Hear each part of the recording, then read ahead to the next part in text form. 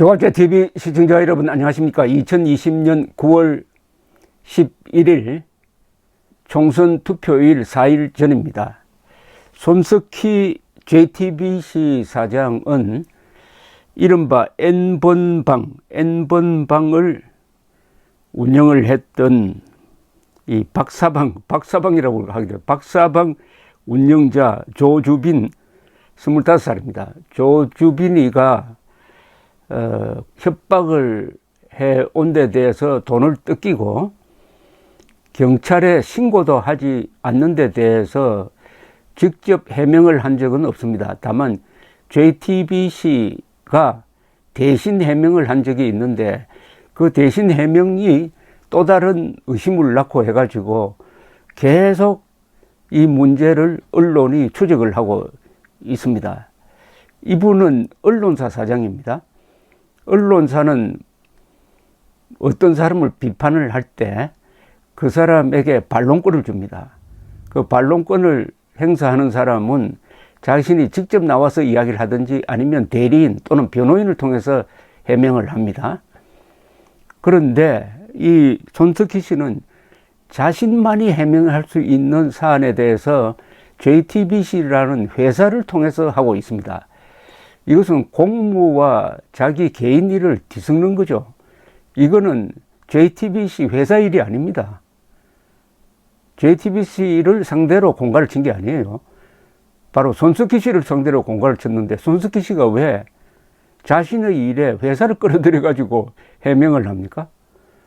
이것은 공과 사를 엄격하게 구분해야 하는 공인으로서는 해서는 안 될 일입니다. 그동안에 이 JTBC 손석희 씨가 주로 비판을 할 때 얼마나 엄정한 자세를 취했느냐, 때로는 얼마나 오만한 자세를 취했느냐, 때로는 턱도 없이 사실을 조작하고 왜곡했느냐 하는 것은 많은 사람들이 알고 있는 사실인데 본인이 해명해야 될 순간에는 숨어버렸습니다. 뒤로 숨어버렸어요. 그러니까 조선일보 같은 언론에서 궁금증을 가지고 계속 추적을 하고 있습니다. 오늘 아침에 조선닷컴에 실린 기사도 보니까 상당한 의심이 있는데 마지막에 딱 무슨 글자가 붙어 있느냐 하면은 본지는 이와 관련해 수차례 해명을 요구했으나 JTBC 측은 답변하지 않았다. 이 문장도 이상합니다. 손석희 씨 측은 답변하지 않았다 이래야지 JTBC가 돈 뜯긴 건 아니잖아요. 이 오늘 보도된 내용도 이거 절대로 그냥 듣고 넘어갈 수 없다고 생각되는 게 이런 내용입니다. 손석희 씨가 돈을 뜯기는 상황이 아주 자세하게 써져 있는데 계좌 이체를 하지 않고 인편을 통해서 이 조주빈에게 현금을 2천만 원 전달했다는 겁니다. 그러면서 윤장현 전 광주광역시장과 김웅 프리랜서 기자는 손석희 씨와 무슨 여러 가지 관계로 지금 소송 관계에 있는 사람입니다. 좀 적대적 관계죠. 김웅 프리랜서의 전화번호를 조에게 주었다는 겁니다. 전화번호를.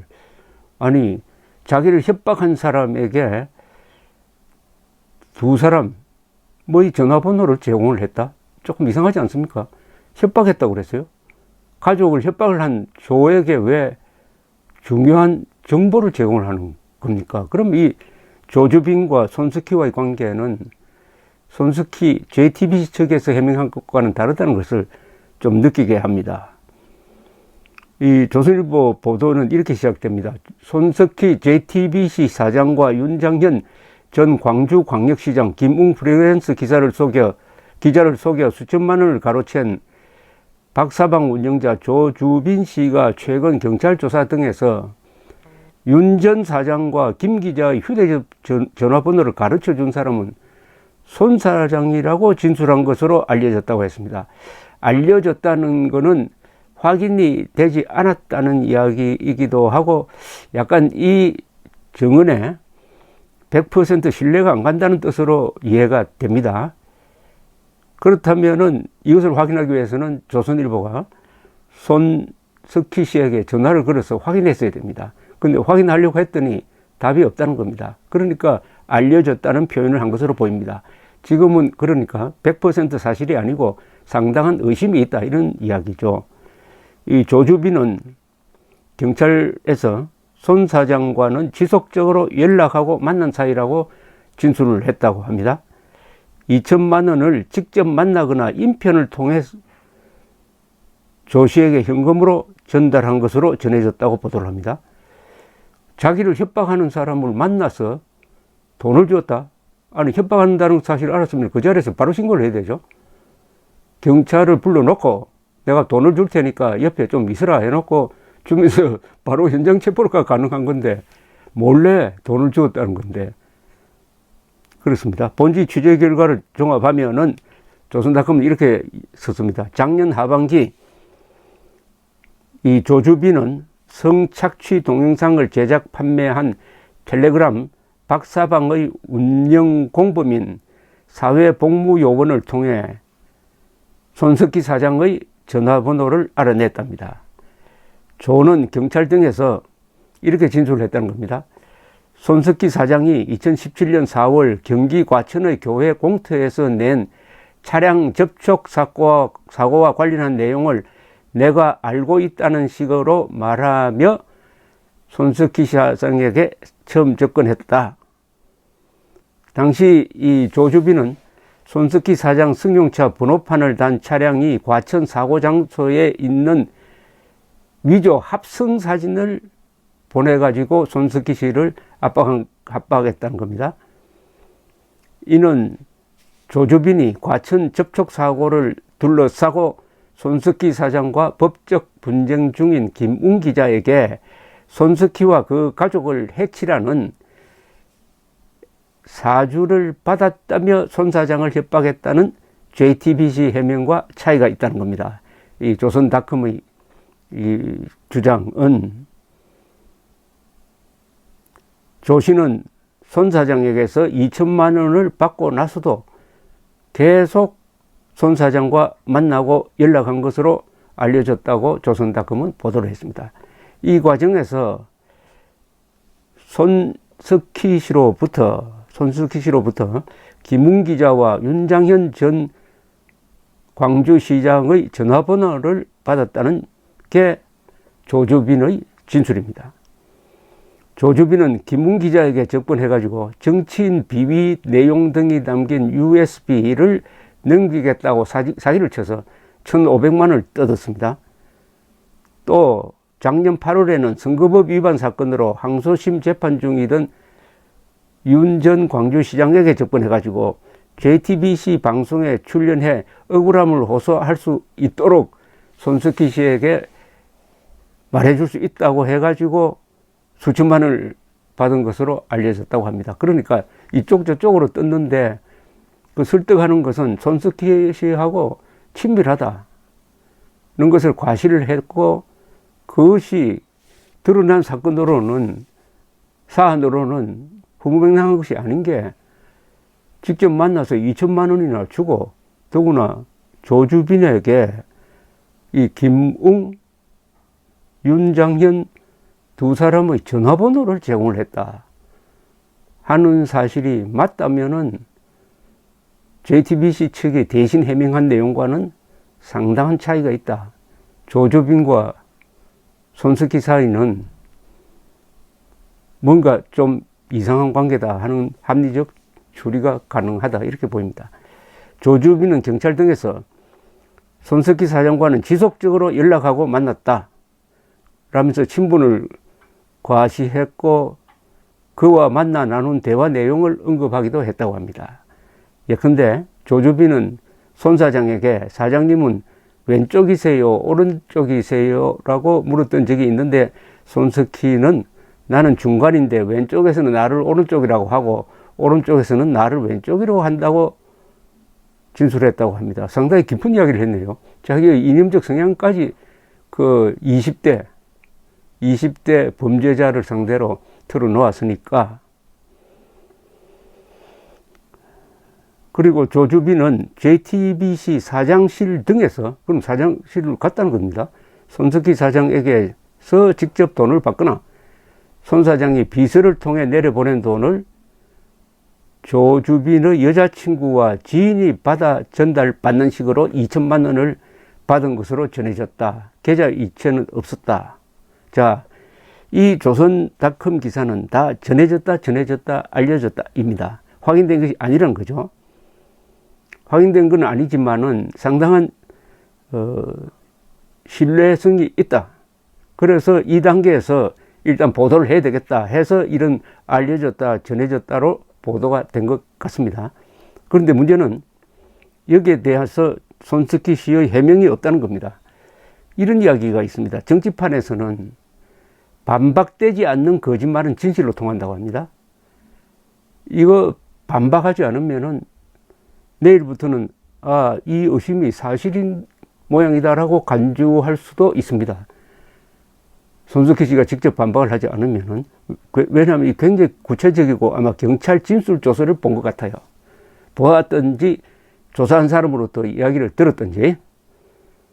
그렇다면은 손석희 씨는 이것을 사실로 간주하는 분위기에 대해서 법적 대응을 하기가 어렵게 됩니다. 명예훼손이라고 지금 조선닷컴을 고소할 수가 없게 되는 거죠, 사실은. 왜냐하면 반론을 요청을 했는데 반론을 하지 않으면은 이런 주장을 계속 소개하는 수밖에 없고, 그렇게 되면 이게 또 확대 재생산될 가능성이 있습니다. 그 위험을 감수하고 손석희 씨가 이렇게 침묵을 지키고 있는 이유는 조주빈과 손석희와의 관계가 JTBC 측의 해명보다는 훨씬 더 깊다, 복잡하다 하는 의심을 가능하게 합니다. 왜 이렇게 지금 손석희 씨에게 세간의 비판적 시각이 모여지느냐 하는 것은 손석희 씨의 그동안의 보도 행태에서 비롯된 것이라고 볼 수가 있습니다. 손석희 씨가 문재인 정권이 출범한 이후에 문재인 정권이 이렇게 내보내는 정보를 과장해가지고 문재인 정권이 원하는 방향으로 몰아갔던 사례가 여러 건 있었습니다. 조갑제닷컴과 조갑제TV에서 다룬 것만 해도 몇 건이 됩니다. 그리고 그 사안이 매우 중대해요.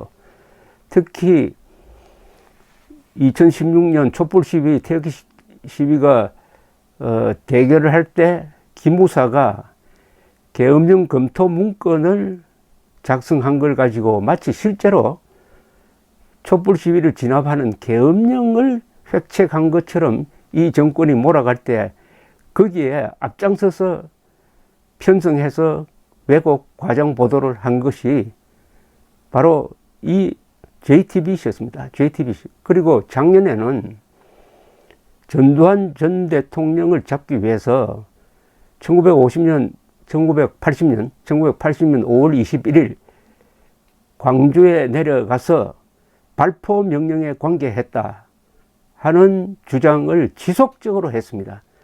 그 주장을 하기 위해서 내세운 사람이 김용장이라는 자칭 미국 정보부대 정보관이었는데 군사정보관이었는데 나중에 알고 보니까 군사정보관이 아니었습니다.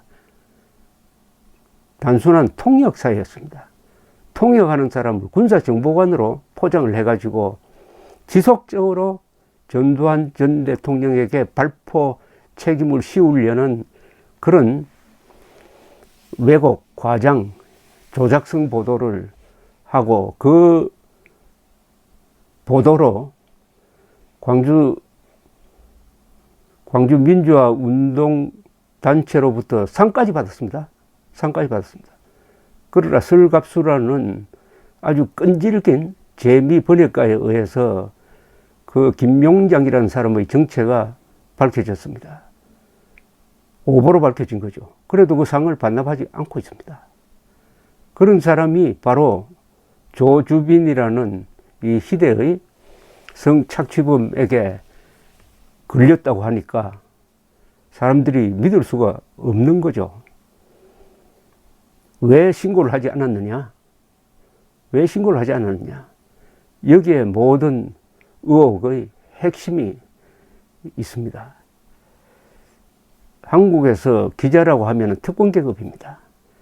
특권에 따른 의무가 있습니다. 자신을 드러낼 의무가 있습니다. 상대방을 그렇게 집요하게 공격했다면 그런 집요한 공격을 자신이 받았을 때 그것을 어떻게 방어할 것이냐에 대한 각오도 있었을 것으로 보입니다. 근데 그 각오가 뭔지 모르겠습니다. 감사합니다.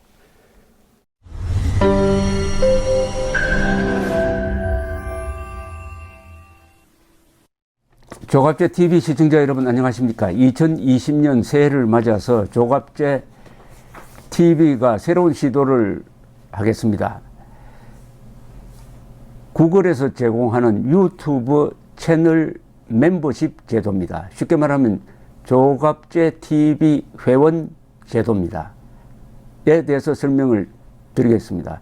벌써 조갑제 TV 구독자가 35만 명을 넘어섰습니다. 아이슬란드 인구와 같게 되었으니까 앞으로 이 커뮤니티를 활성화하고 상방향 소통을 강화하기 위한 제도입니다.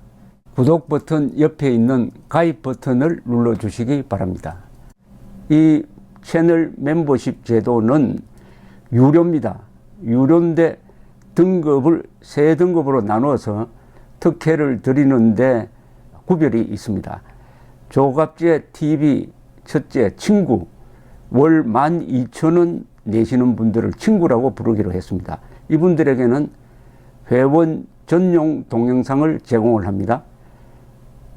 별명을 조갑제가 답한다라고 했습니다. 논란이 되는 사실 등에 대해서 저에게 질문을 해주시면은 제가 성실하게 답을 하는 동영상입니다. 그 다음 등급이 동지입니다. 동지는 월 3만 원 내시는 분입니다. 동영상을 선공개하는 혜택을 추가하기로 했습니다. 앞에 회원 전용 동영상은 기본적으로 받으시는 것이고 동영상 선공개 미리 궁금한 동영상을 보실 수 있도록 하겠습니다. 세 번째가 월 6만 원 내시는 분들을 전우라고 이름을 붙였습니다. 이분들에게는 친구, 동지들이 누리는 혜택 플러스 이 전후에 가입하신 분들의 성함을 물론 필명이겠죠. 언급을 하고 조갑제의 교양 강좌 동영상을 보실 수 있도록 하겠습니다. 단연간의 취재 경험을 토대로 한국 현대사의 비화라든지 세계사 산책, 여행 가이드 등 깊이 있는 정보를 제공하도록 하겠습니다. 그리고 친구, 동지, 전우 분들에게는 배지가 제공됩니다. 여러분들의 성함 옆에 붙어서 색깔이 바뀝니다. 한 달, 두 달, 6달 이런 식으로 회비를 내는 기간에 따라서 색깔이 바뀌는 디지털 배지를 제공해 드립니다. 여기 회원에 가입하지 않는 분들에게는 불이익이 없습니다. 지금처럼 무료로 동영상을 시청할 수 있습니다.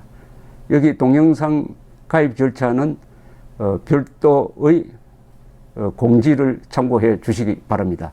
감사합니다. 구독 버튼 옆에 있는 가입 버튼을 눌러 주시기 바랍니다.